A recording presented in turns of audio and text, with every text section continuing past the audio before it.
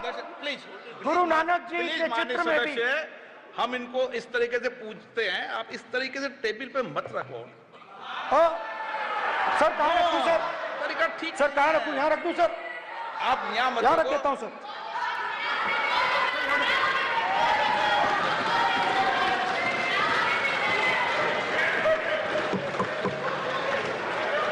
Sir Guru Nanak ji के चित्र में भी आपको अभय मुद्रा दिखाई देगा। गुरु नानक जी भी कहते हैं कि डरो मत, डराओ मत। और पंजाब से गुरु नानक जी मेक्का तक गए, थाईलैंड तक गए, अफगानिस्तान गए, श्रीलंका गए, किसी से हिंसा नहीं की, अहिंसा की बात की, सत्य की बात की, और किसी को उन्होंने अपनी जिंदगी में नहीं डराया। उसके बाद जीसस क्राइस्ट की इमेज देखिए, उसमें भी आपको अभय मुद्रा दिखाई देगा। जीसस क्राइस्ट की इमेज में भी अभय मुद्रा, डरो मत, डराओ मत। और जीसस क्राइस्ट ने कहा कि अगर आपको कोई थप्पड़ मारता है तो दूसरा गाल दिखा दो।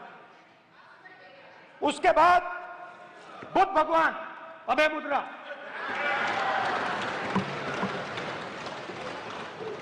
डरो मत, डराओ मत, अहिंसा।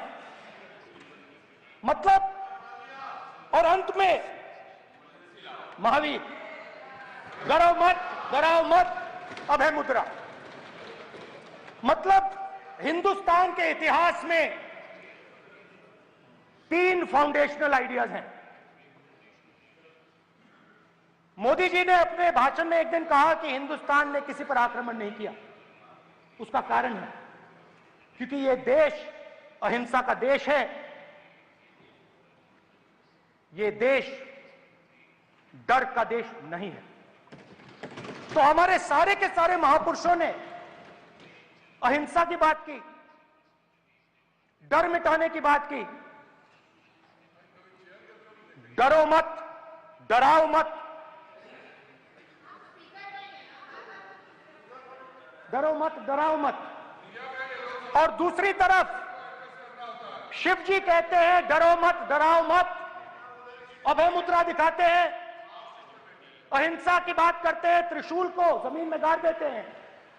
और जो लोग अपने आप को हिंदू कहते हैं वो 24 घंटा हिंसा, हिंसा, हिंसा, नफरत, नफरत, नफरत, असत्य, सत्य, असत्य।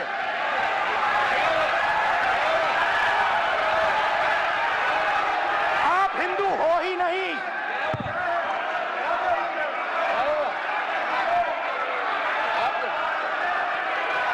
Just get me that picture of Shiva. inside because of it. Hindu धर्म में साफ लिखा है, सत्य के साथ खड़ा होना चाहिए, सत्य से पीछे नहीं हटना चाहिए, सत्य से नहीं डरना चाहिए। अहिंसा हमारा प्रतीक है। अभय मुद्रा ऐसे कीजिए, ऐसे कीजिए, अभय मुद्रा।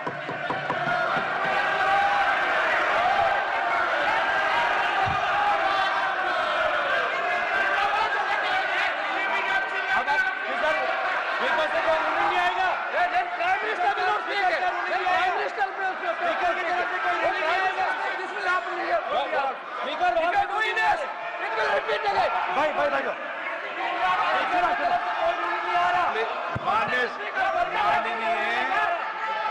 ये आप बात समझिए, आप बात समझिए। ये इसलिए चिल्ला रहे हैं क्योंकि तीर जाके दिल में लगा है,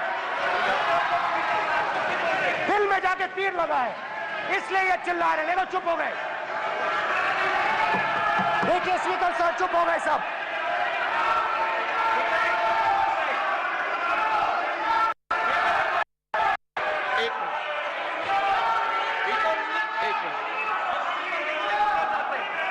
माननीय आप प्रतिपक्ष के नेता हैं, किसी की भावनाओं को ठेस नहीं पहुंचे। सर मुझे बोलने में ध्यान रखना चाहिए। ये जो ये विषय बहुत गंभीर है। पूरे हिंदू समाज को हिंसक कहना ये गंभीर विषय है। बीजेपी को आपको नहीं, नरेंद्र मोदी जी पूरा हिंदू समाज नहीं है, बीजेपी पूरा हिंदू समाज नहीं है, आरएसएस पूरा हिंदू समाज नहीं है।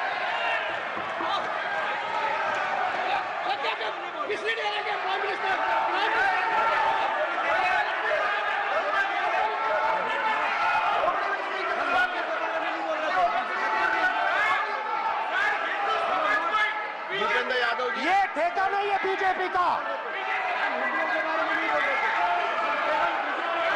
भूपेंद्र यादव जी बोलना चाहते हैं आप?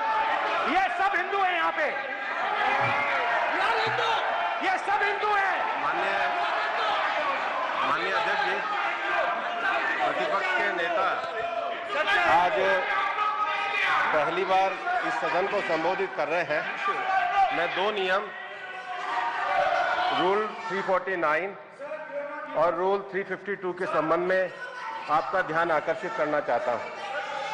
सबसे पहले तो प्रतिपक्ष के नेता को बोलने का तरीका आना चाहिए। 349 जो 12 है वो स्पष्ट रूप से कहता है शैल नॉट सिट और stand with back toward the chair. वो लगातार आपकी तरफ फीट करके खड़े हैं, नियमों के खिलाफ है, जो उनको शोभा नहीं देता। दूसरा अध्यक्ष महोदय, नहीं तो एड्रेस करके बोलो। दूसरा अध्यक्ष महोदय आर्टिकल रूल 352 रूल 2 ये कहता है make personal reference by way of making an allegation imputing a motive to और ए क्वेश्चनिंग द बोना फाइडी। इन्होंने पूरे विपक्ष के सदस्यों पे नहीं बल्कि इससे बाहर जाकर पूरे एक हिंदू समाज के ऊपर एलिगेशन लगाया है। इनकी बोना फाइड गलत है, इनके खड़े होने का तरीका गलत है। सदस्यों ने तो लगाया ही है। माननीय अध्यक्ष जी,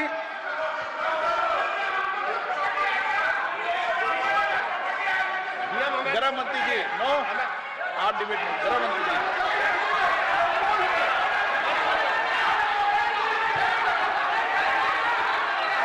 माननीय अध्यक्ष जी, शोर शराबा कर इतने बड़े वाकया को छिपाया नहीं जा सकता।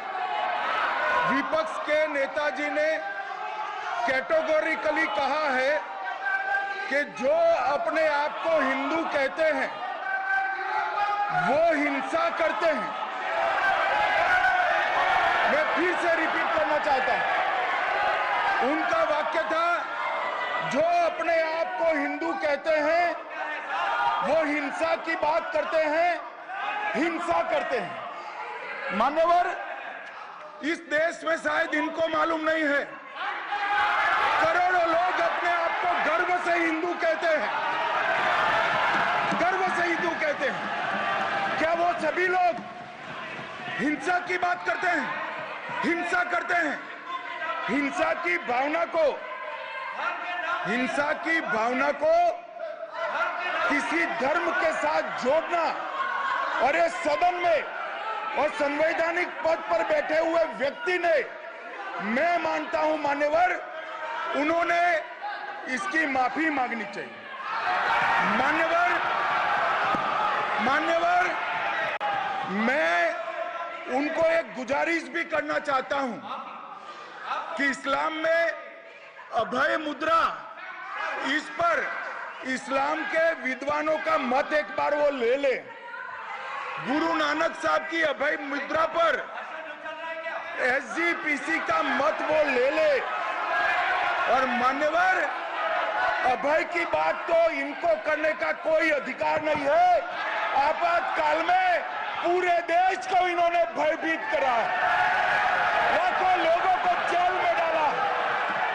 और आतंक, वैचारिक आतंक अगर कभी था, वैचारिक आतंक कभी था तो आपातकाल के वक्त था। और मान्यवर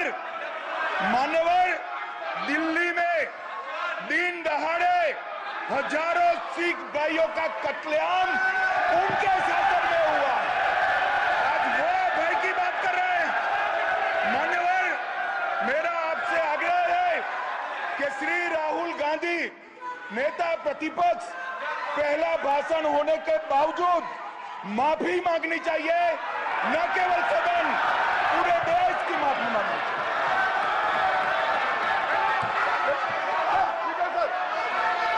सर,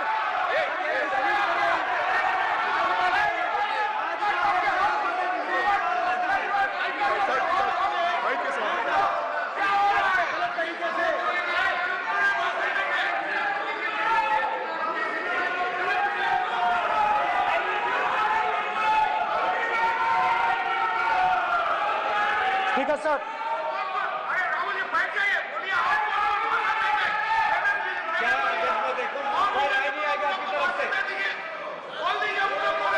प्रधानमंत्री मोदी जी के समय पे सर आप ऐसे रहिए सर।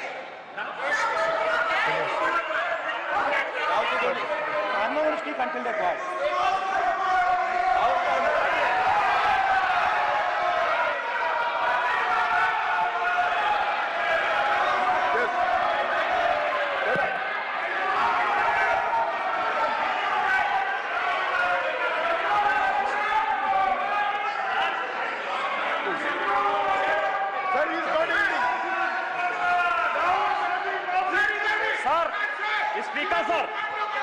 स्पीकर सर, ये संविधान की बात कर रहे हैं सर, और इसी संविधान का आर्टिकल 25 कहता है कि किसी भी धर्म के ऊपर कोई भी व्यक्ति किसी को हिंसावादी करार नहीं दे सकता है।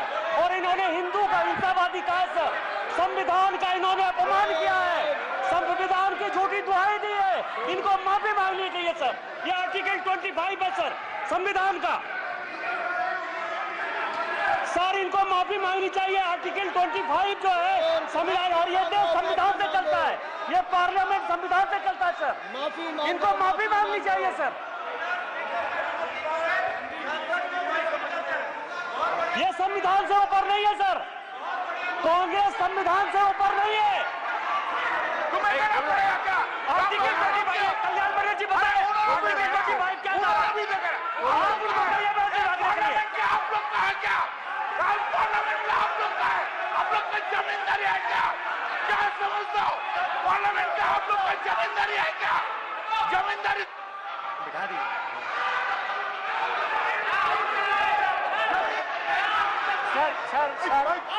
सर, स्पीकर सर, माने प्लीज एक मिनट देता हूं मैं आपको। हिंदू धर्म कहता है। एक मिनट प्लीज, मान्य सदस्य प्लीज एक मिनट प्लीज। माननीय सदस्यगण, ये सदन की एक मिनट मैं दूंगा, अलाउ करूंगा आपको। माननीय सदस्यगण, इस सदन की एक गरिमा रही है और हमें संवाद चर्चा करते समय इस सदन की गरिमा को रखना चाहिए।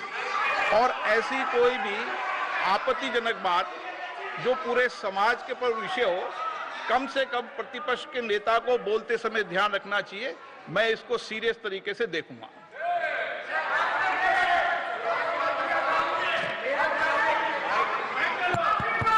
सर, अगर आप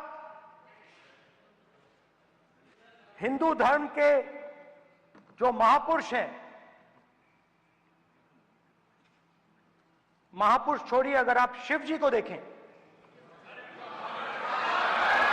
तो क्या हो रहा है सर?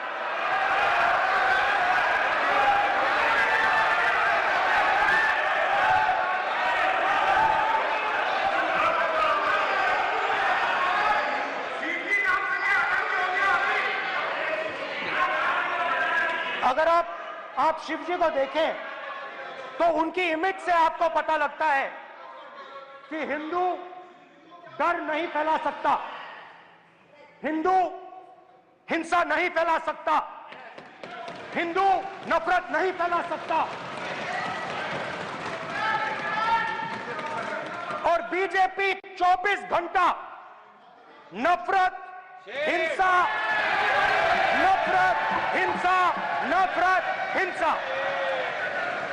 स्पीकर सर, कहां कहां तक इन्होंने डर फैला दिया है।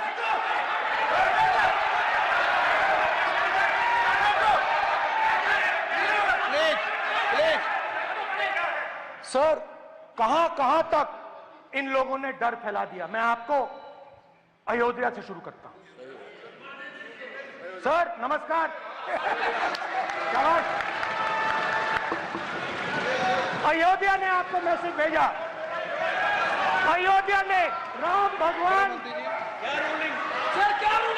मेरा व्यवस्था का सवाल है।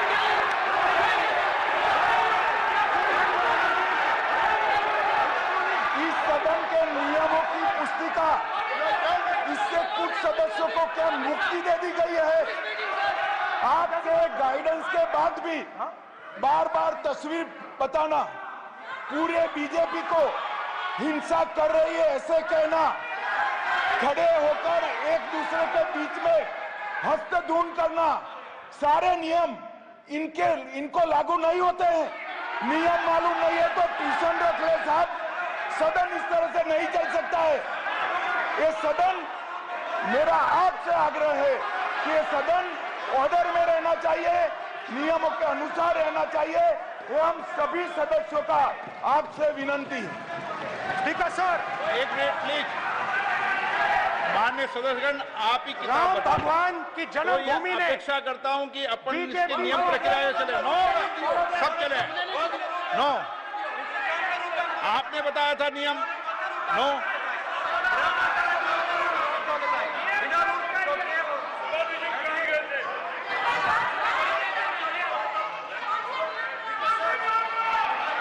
माइक दीजिए सर। हाँ सर, मेरा सवाल है सर, इस माइक का कंट्रोलर किसके हाथ में? प्लीज बैठिए, बैठिए, बैठिए। सर ये ऑफ होता है, प्लीज बीच माने में ऑफ हो बैठिए, जाता है। प्लीज। ये बार कई बार विषय उठ गई और बहुत गंभीर, और माननीय सदस्य, आप प्रतिपक्ष के नेता हैं, आप सदन के बाहर भी ये बात कहते हैं कि माइक बंद कर देते हैं। मैंने कई बार आग्रहपूर्वक किया कि आसन पर इस तरीके का आरोप नहीं लगाए। नो, प्लीज बात सुनिए। आसन पर सभी दल के, प्लीज, आसन पर सभी दल के लोग बैठते हैं और सभी दल के लोग सभापति तालिका पे हैं और सब जानते हैं कि एक व्यवस्था होती है, जिस भी माननीय सदस्यों को आग्रह किया जाता है बोलने का वो बोला जाता है, और जिसको आग्रह नहीं किया जाता उसका माइक चालू नहीं होता। आप बोलने के लिए खड़े, आपका माइक कभी बंद नहीं हुआ, कभी बंद नहीं हुआ। आप अगर आसन में जो भी विराज रहे हैं वो अगर आपका नाम नहीं पुकारते हैं तब माइक चालू नहीं होता। ये व्यवस्था हमेशा इस सदन की रही है, पुराने में भी और नए में भी। कभी आसन पे व्यक्ति पर माइक का कंट्रोल नहीं होता। दूसरा, माननीय प्रतिपक्ष के आप नेता हैं और आपसे ये अपेक्षा की जाती है कि आप लोकसभा की प्रक्रिया का, संचार नियम का पालन करें, संविधान की जो व्यवस्थाएं दे रखी है उसकी पालन करें, और सदन में बोलते समय किसी भी धर्म को के ऊपर ऐसा आक्षेप नहीं करें जिससे पूरे देश के अंदर विषय पैदा हो। यह आपसे अपेक्षा की जाती है। सर, मैं बिल्कुल आपकी रिस्पेक्ट करता हूं स्पीकर सर, मगर मेरे भाषण के बीच में सच्चाई ये है कि माइक ऑफ हो जाता है। मैं क्या करूं, हो जाता है वो। अब आपने देखा मैंने अयोध्या शब्द यूज किया और माइक ऑफ हो गया। नो,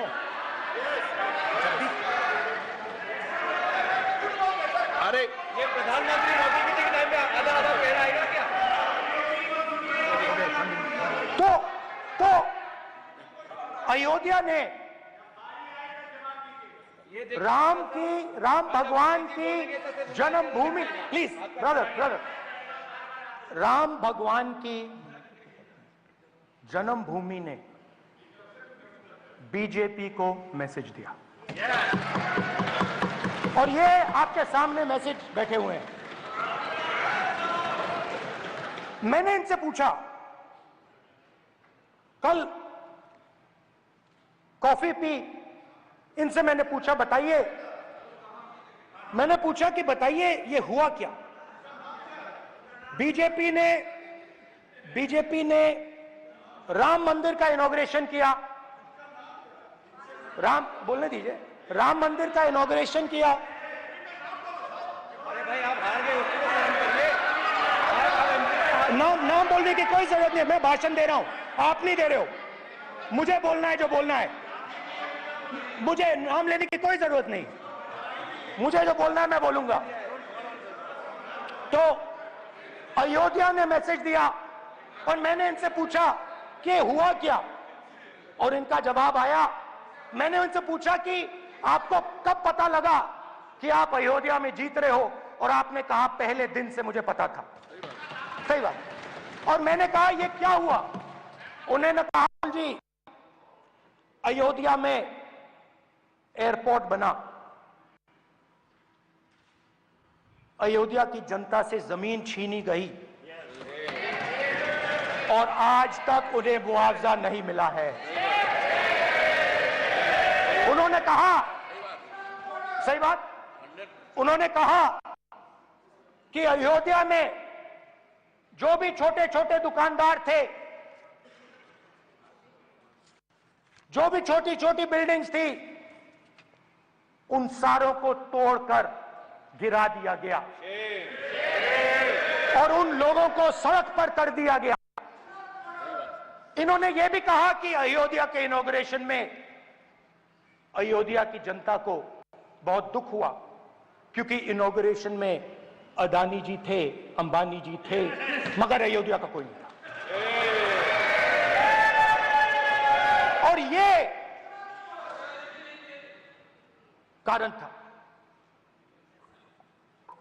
था कि अयोध्या की जनता में, उनके दिल में नरेंद्र मोदी जी ने भय डाल दिया। उनकी जमीन ले ली, उनके घर गिरा दिए, और फिर अयोध्या के गरीब लोगों को, किसानों को, मजदूरों को मंदिर के इनॉग्रेशन तक नहीं जाने दिया। मंदिर के इनॉग्रेशन छोड़ो, उसके बाहर भी नहीं जाने दिया। और इसीलिए अयोध्या की जनता ने सही मैसेज भेजा।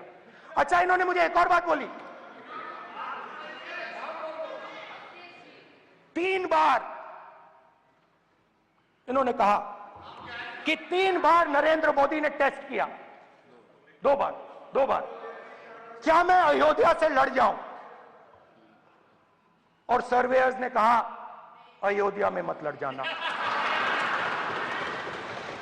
अयोध्या में मत लड़ जाना, अयोध्या की जनता हरा देगी। और इसीलिए प्रधानमंत्री वाराणसी गए और वहां बच के निकले।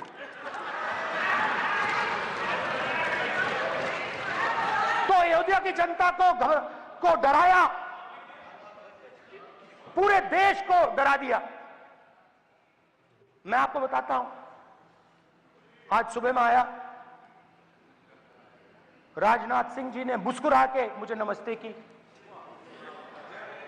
और मोदी जी बैठे हैं, मुस्कुराहट नहीं, सीरियस, नमस्ते भी नहीं करते, कहीं मोदी जी ना देख लें, प्रॉब्लम हो जाएगी। वही कहानी गडकरी जी की है, सच्चाई है। अरे भाई, अयोध्या की जनता को छोड़ो, ये तो बीजेपी वालों को डराते हैं।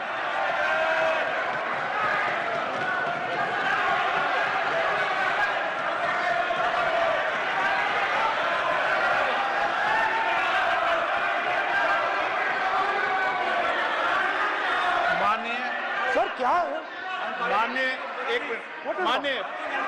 माननीय प्रतिपक्ष के नेता, एक मिनट, माननीय प्रतिपक्ष के नेता, सदन के वरिष्ठ नेता हैं, मेरा आपसे आग्रह है कि राष्ट्रपति अभिभाषण पर डिबेट हो रही है, इसकी गरिमा, राष्ट्रपति अभिभाषण की गरिमा रखे ना। ये तो अपेक्षा आपसे सब करते हैं कि आप राष्ट्रपति अभिभाषण पे बोले, नीतियां पे बोले, कार्यक्रमों में बोले। आप व्यक्तिगत रूप से नहीं, अगर आप ये उचित मानते हैं क्या? स्पीकर सर, ये उचित है? अगर आपकी पार्टी इसको स्पीकर सर। उचित मानती है तो मुझे कुछ नहीं कहना। स्पीकर सर, माननीय अध्यक्ष जी, लोकतंत्र ने और संविधान ने मुझे सिखाया है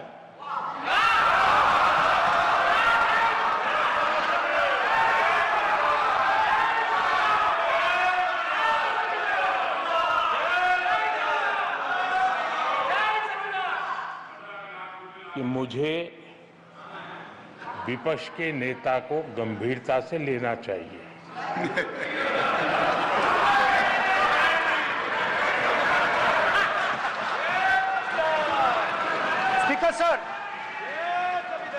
स्पीकर सर, आपने कहा कि डिबेट प्रेसिडेंट्स एड्रेस पे होनी चाहिए। ये जो मैंने किया है